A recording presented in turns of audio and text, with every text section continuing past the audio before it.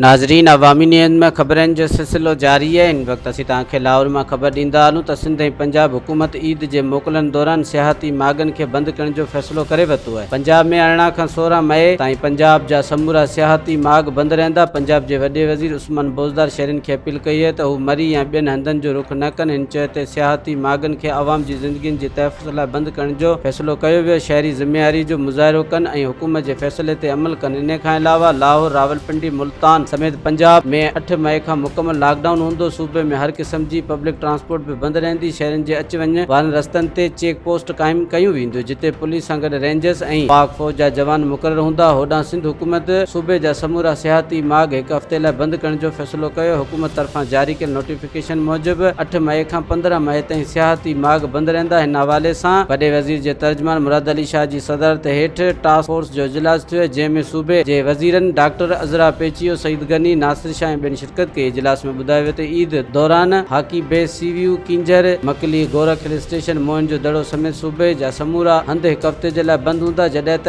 आचर खां ईद जी मोकलनि ताईं वधीक सख़्तियूं कयूं वेंदियूं। मज़ीद खबरों और तफसीलात के लिए विजिट करें हमारी वेबसाइट www.awamiNewsHD.com।